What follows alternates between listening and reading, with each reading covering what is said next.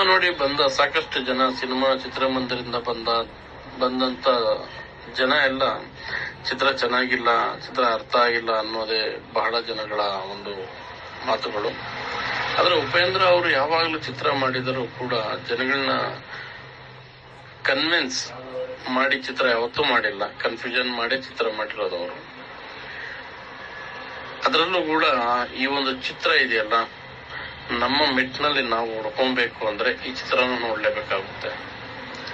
ಆದ್ರೆ ಕಲ್ಕಿ ಮತ್ತು ಸತ್ಯ ಅನ್ನೋ ಈ ಒಂದು ಎರಡು ಪಾತ್ರಗಳ ಸುತ್ತುವಂತ ಚಿತ್ರನೇ ಯುಹೈ. ಇದರಲ್ಲಿ ತ್ರಿಬಲ್ ಆಕ್ಟಿಂಗ್ ಮಾಡಿದ್ದಾರೆ ಉಪೇಂದ್ರ ಅವರು ಸಿನಿಮಾ ಆರಂಭಿಕವಾದ ಸಮಯದಲ್ಲಿ ಅವರು ಹೇಳ್ತಾರೆ, ಬುದ್ಧಿವಂತರಾದರೆ ಹೊರಗಡೆ ಹೋಗಿ, ದಡ್ಡರಾದರೆ ಕುತ್ಕೊಳ್ಳಿ, ಚಿತ್ರ ನೋಡಿ ಅಂತ.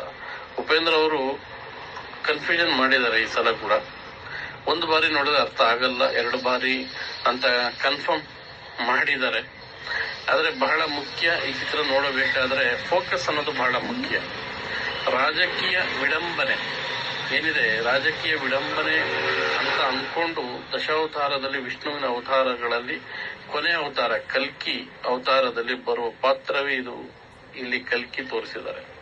ಆದ್ರೆ ಕಲಿಯುಗದ ಅಂತ್ಯ ಅಂತ ಇದರ ಅರ್ಥ ಹೇಗೆ ತೋರಿಸಿದ್ದಾರೆ ಅಂದ್ರೆ, 2040ನೇ ವರ್ಷದಲ್ಲಿ ಆಗುವಂತ ಆಗುಹೋಗುಗಳು ಈಗಲೇ ಆಗುತ್ತೆ ಅನ್ನೋ ಒಂದು ಅವತಾರ ಅನ್ನೋದು ಇದರ ಒಂದು ಸಾರಾಂಶ. ಸತ್ಯ ಹೊರಗಡೆ ಬರಬೇಕಾದ್ರೆ ಎಷ್ಟು ಕಷ್ಟ ಅಂದ್ರೆ ಬಹಳ ಕಷ್ಟ. ಆದ್ರೆ ಎಷ್ಟೇ ಪ್ರಯತ್ನ ಪಟ್ಟರು ಕೂಡ ಬರೋದಿಕ್ಕಾಗೋದೇ ಇಲ್ಲ. ಮತ್ತು ಇದರಲ್ಲಿ ವಾಮನ ಅವತಾರ ಒಂದು ಬರುತ್ತೆ, ಮತ್ತೆ ಜೋಕರ್ ಅನ್ನೋ ಪಾತ್ರ ಕೂಡ ಒಂದು ಬರುತ್ತೆ. ಪ್ರಕೃತಿ ಕೂಡ ಇದರಲ್ಲಿ ಅದ್ಭುತವಾಗಿ, ಅಂದ್ರೆ ತುಂಬಾ ಸುಂದರವಾಗಿ ಪ್ರಕೃತಿ ಅಂದ್ರೆ ತಾಯಿ ಅನ್ನೋ ಒಂದು ಪಾತ್ರ ತೋರಿಸಿದ್ದಾರೆ. ಹೇಗೆ ಇದನ್ನು ಪ್ರಕೃತಿ ಅಂದ್ರೆ ಭೂಮಿ, ಅದನ್ನು ಹೇಗೆ ನಾವು ಮಾಡ್ತಾ ಇದೀವಿ ಅಂದ್ರೆ ರಿಯಲ್ ಎಸ್ಟೇಟ್ ದಂಧೆಯಲ್ಲಿ ಬಿದ್ದು ಬಹಳ ಜನ ಇದನ್ನು ಹಾಳು ಮಾಡ್ತಾ ಇದೀವಿ. ಇದರಿಂದ ಹೊರಗಡೆ ಬರಬೇಕು ಜನ ಅನ್ನೋದೇ ಇದರ ಒಂದು ಸಾರಾಂಶ.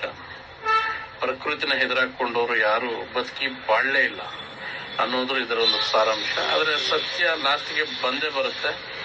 ಬರೋಕಿನ ಮುಂಚೆ ಕಲ್ಕಿನೇ ಬಂದ್ಬಿಡುತ್ತೆ ಅನ್ನೋದು ಕ್ಲೈಮ್ಯಾಕ್ಸ್ ಅಲ್ಲಿ ಯುವೈ ಮುಖಾಂತರವಾಗಿ ತೋರಿಸಿದ್ದಾರೆ. ತುಂಬಾ ಚೆನ್ನಾಗಿದೆ ಇದರಲ್ಲಿ.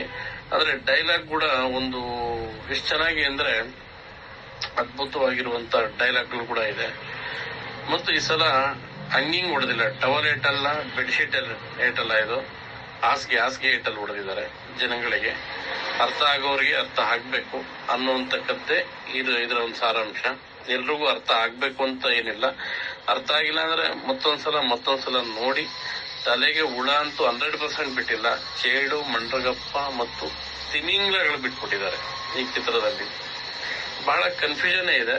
ಆದ್ರೆ ಒಂದೊಂದು ಅದರ ಒಳಗಡೆ ಹೋಗಿ ಅರ್ಥ ಮಾಡಿಕೊಂಡ್ರೆ 100% ಇದರಲ್ಲಿ ನಿಮಗೆ ತುಂಬಾ ಚೆನ್ನಾಗಿದೆ ಅನ್ನೋದು ಬಂದ್ಬಿಡುತ್ತೆ ನಿಮಗೆ.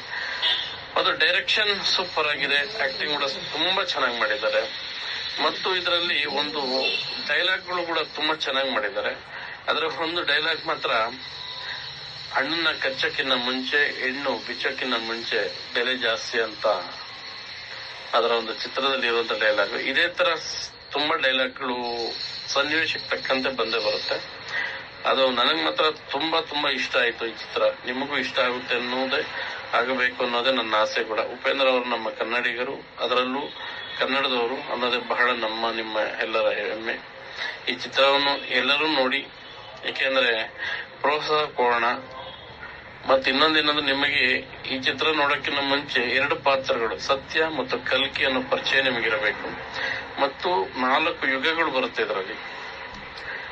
ಸತ್ಯಯುಗ, ತ್ರೇತಾಯುಗ, ದ್ವಾಪರ ಯುಗ ಮತ್ತು ಕಲಿಯುಗ. ಕಡೆಗೆ ಬರೋದೇ ಕಲ್ಕಿ ಯುಗ. ಇವತ್ತಿನ ಜನ ಏನ್ ಥಿಂಕ್ ಮಾಡ್ತಾ ಇದಾರೆ ಅಂದ್ರೆ, ಈ ತರ ಥಿಂಕ್ ಮಾಡಿದ್ರೆ ಕಲ್ಕಿ ನಮ್ಮನ್ನ ಆಳ್ತಾರ ಅನ್ನೋದು 100% ಆಗುತ್ತೆ. ನಾನು ನಿಮ್ಗೆ ಎಷ್ಟು ಹೇಳಿದ್ರು ಅದು ಅರ್ಥ ಆಗೋದಿಲ್ಲ, ಹುಳ ಬಿಟ್ಕೊಳಕಾಗುತ್ತೆ. ನೀವು ದಯಮಾಡಿ ಚಿತ್ರಮಂದಿರಕ್ಕೆ ಹೋಗಿ ಚಿತ್ರ ನೋಡಿ. ಅರ್ಥ ಆಗಿಲ್ಲ ಅಂದ್ರೆ ಮತ್ತೊಂದ್ಸಲ ರಿವ್ಯೂ ಓದಿ, ರಿವ್ಯೂ ನೋಡಿ ನಿಮ್ಗೆ ಗೊತ್ತಾಗುತ್ತೆ. ನಮಸ್ಕಾರ. ಸರ್ವೇ ಜನೋ ಸುಖಿನೋ ಭವಂತು.